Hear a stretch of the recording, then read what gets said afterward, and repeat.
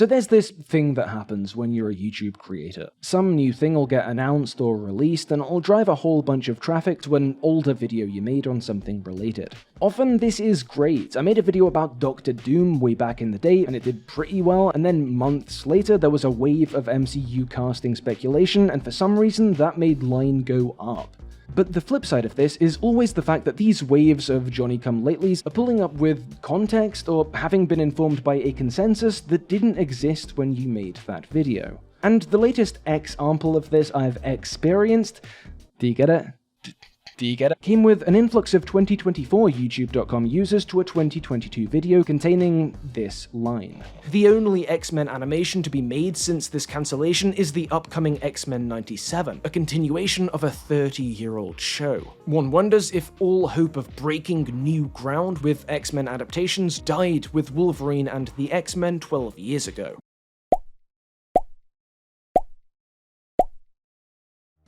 And I just want to say two things in response to feedback like this.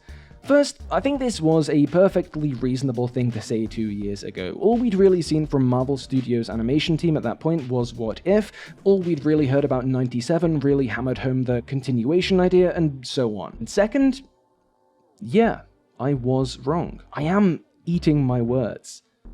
But isn't that fascinating? The mindset I was originally coming at this with was a fairly standard one. The mindset behind all of those articles we've all seen time and time again. Hollywood is flooded with remakes, reboots, and adaptations. Look at the scale of Hollywood remakes, yada yada yada, you know, all that. The idea that the past couple of decades have seen studios lean on established IP more than ever before, and that the resulting flood of reboots, remakes, sequels, adaptations, all that, are straightforwardly bad for the health of the industry and for the freshness and quality of the art itself. When I sort of dismissed the idea of X-Men 97 in that video, it was after a defense of the previous animated show Wolverine and the X-Men that focused on the ways that show had its own identity and format. The fact that it wasn't just another X-Men cartoon, it was X-Men do a Time Riders show. Who remembers Time Riders, by the way? Little throwback for you. By contrast, it appeared then that 97 wouldn't even be just another X-Men cartoon, but the same one, again, dug up, exhumed, and forced back to life, and that reboot fell below other adaptation in the hierarchy of originality, that all this served as another drop in that flood of bland corporate repetition. But then the show came out.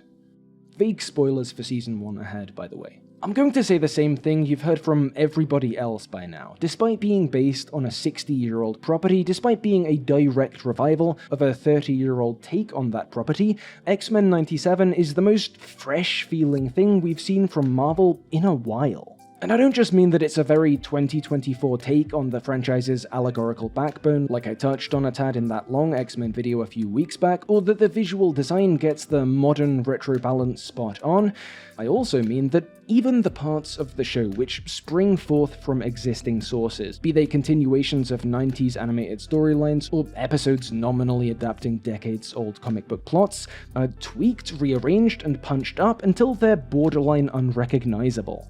Story beats, like Magneto standing trial like a devastating Sentinel attack on Genosha, are taken, stripped of cause, effect, and context, and recombined. Original run character dynamics are reoriented, and the show's episodes blast past the scopes of their namesakes, all in ways which feel organic and prove effective.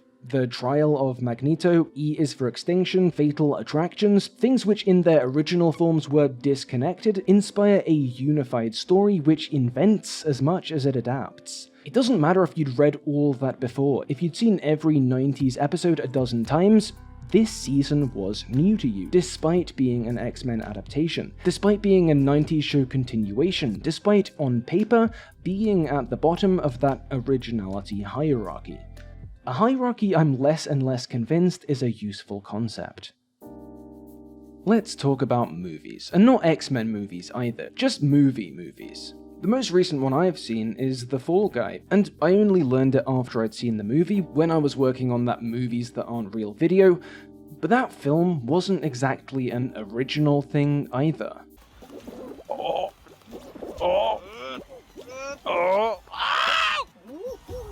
She survived! What the fuck? No, that isn't what I mean. I'm not doing that bit. I'm talking about the fact that it's a reboot of some show from the 80s I'd never heard of. It's a pretty ground-up reboot. Practically all that's shared is the protagonist's name and the idea of a stunt guy being a good candidate for real-world action because they've got set experience, but it is a reboot all the same. Or hey, let's look a little further back. The biggest cinematic event of the last 12 months was arguably Oppenheimer. Biopic, right? Sure, but it's also based on a specific biography, Kai Bird and Martin J. Sherwin's American Prometheus. A lot of the movie's success, a lot of its freshness lies in its filmness, the way this story is expressed in the language of cinema, the structure, the cinematography, the effects, the performances, the way certain themes are teased out, all that. There is so much skill and beauty and power and originality on display here, but it, too, in its way, is an adaptation. It has a source material. It would be plotted on one of these charts. And if Oppenheimer wasn't the biggest cinematic event of the last 12 months, what was? Barbie. A recent highlight for many moviegoers, the sign that non-superhero blockbusters are back, baby, and also, of course, like the 40th Barbie movie they've made. It has precious little to do with any of its predecessors, it adapts no book, no comic, and it's more a film about the idea of Barbie than a Barbie film. But in that absolute sense, this is another IP film. This is another step away from cinematic originality. Or take another, slightly less recent example, a film that has been called original repeatedly by critics and audiences alike, The Green Knight. You guys remember this one? Yeah, this is an original film, but even it's not an original film either. It is, of course, an adaptation of the 14th century English romance Gawain and the Green Knight, and yet it is undeniably a very original piece of filmmaking. Film sites and publications often tried to ease past that trickiness by employing softer terms. It's not an adaptation, it's a retelling. It was inspired by a poem. Terms you'd struggle to find in their X-Men coverage, even though the situations are more similar than you might at first imagine. In both cases, there are a lot of departures, to the point that while it might involve many of the same characters, it isn't really the same story. Either way, it seems that the additional prestige conferred by the medieval poetic base and by the film's director and distributor played a part in pushing the A24 film to a different corner of the adaptation/health of the medium discussion. But that's not quite where I want to leave The Green Knight. Because yes, I'm sure a lot of you know it's based on something, but I imagine far fewer of you know that that something too takes a lot from other somethings.